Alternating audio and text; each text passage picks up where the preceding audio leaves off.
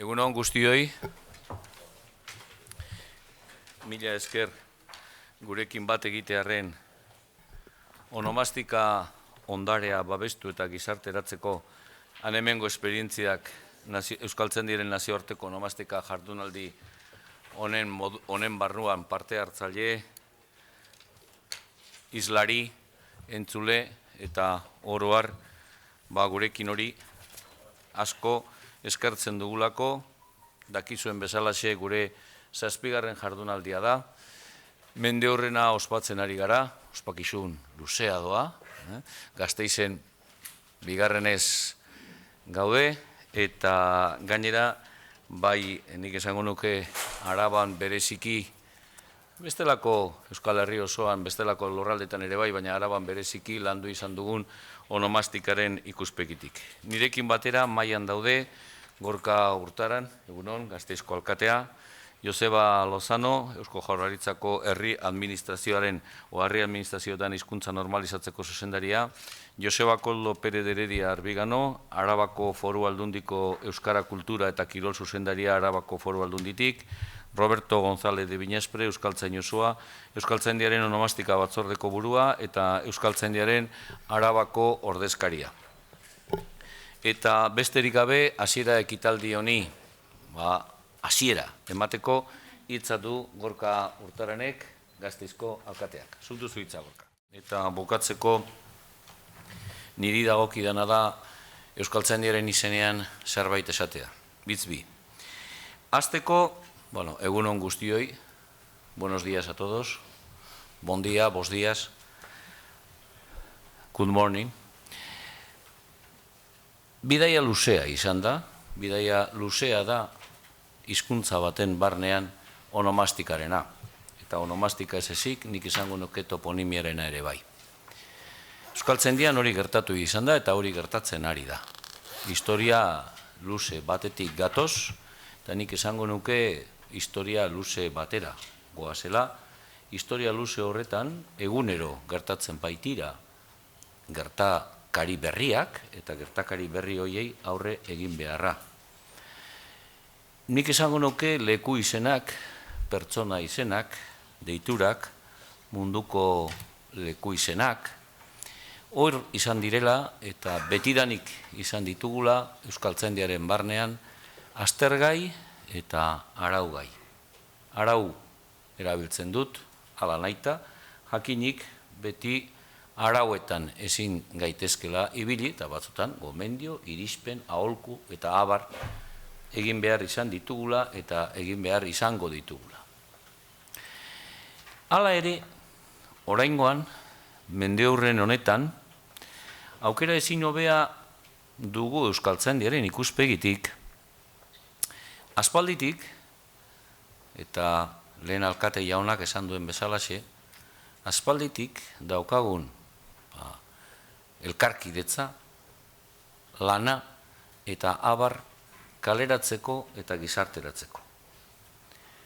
Onomastika batzordea ari da lanean, onomastika batzordea da gure nolabaiteko gune erabakigarriena gai honetan, baina ez bakarrik onomastika batzordea, bestelako egitasmoak ere baditugu, bestea beste, Gasteizko toponimia, EODA eta abarrekoak. Nik esango nuke horrezeaitxik antolatu dugula jardunaldi hau. Alde batetik, kaleratu, jendearen eskuetan jarri nahi dugula urteetan egin dugun lana, eta bestetik ikasi nahi dugula, ezagutu nahi dugulako, kanpotik datorkiguna. Kanpoan zertan ari diren, eta hori ere ikusi, ikasi eta aldugun neurrian guk ere gurean aplikatu nahi dugula. Jakinik, hori bai, gure egoera, beste hizkuntza askoren egoera bezalaxe, gurea dela, desberdina dela, eta horrek esan nahi du, guretik abiatuta egin behar dugula lana. Egoera desberdinak baitira, eta gurean ere, Euskal Herri osoan, lehen hemen espimarratu den bezalaxe, egoerak espaitira berdinak, esate bateako ipar Euskal Herrian, edo ego Euskal Herrian, eta ego Euskal Herriaren barruan, egoerak espaitira berdinak autonomia erkidegotako 3 lurraldetan, zein Nafarroan. Hala egin dugu, hala nahi dugu. Eta gainera, nik esango nuke, gaur egunean Euskaltzaindiak bere biziko aleginak egiten dituela eta egingo dituela, behintzet, kaleratze, gizarteratze, ikaste prozesu horretan, gaur egunean, gaur egungo belaunaldiek erabiltzen duten hizkera berri horretan, teknologia berri hoien bitartez egiteko. Bihar izango gara guztio lekuko, orain esan dudanaren kasu horrena edo kontu horrena. Gaur egunean espaita aski lan egitea, gaur egunean beharrezkoa da baita ere jendeak, gizarteak ikustea, akademia baten gandi bentzet, zer egiten duen eta zer nolako emaitzak ekartzen dituen akademia horrek eta zer jartzen duen gizartearen eta gizarte horren partaide guztion eskura. 100 urte pasatu dira Euskaltzaindia sortu denetik.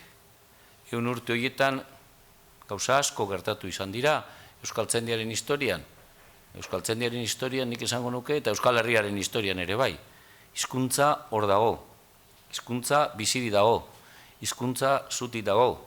Nahiko genuke erabileraren ikuspegitik hizkuntzaren erabilera askoz susperraldi gogorrago izango balu. Horretarako lan egiten dugu. Eta badakigu tantaka egin beharko dugula lan. Eta lan horretan, beharrezkoa da, eta horrezatxik eskertu nahi dizkiet hemen gurekin mailan dauden administrazioetako ordezkariei administrazioaren lana. Beharrezkoa da gizartearen eragina. Eta beharrezkoa da nire ustez, eta hala pentsatu zuten orain dela 100 urte, beharrezkoa da gizarte zibiletik datozen instituzioak ala nola Euskaltzaindiak lan hori egitea. Guztion artean asmatu zen orain dela 100 urtean Euskaltzaindia bat sortzea. Guztion artean jarraitu izan dugu 100 urtean. Kosta ala kosta aurrera eramaten. Guztion artean, batez ere onomastika batzordeak, eginten dugu lan gai honetan, gai korapilatzuan, besteak beste, gai korapilatzuan, espaita erreza batzutan guztion adostasuna lortzea. Eta nik horixe nahi dut esan.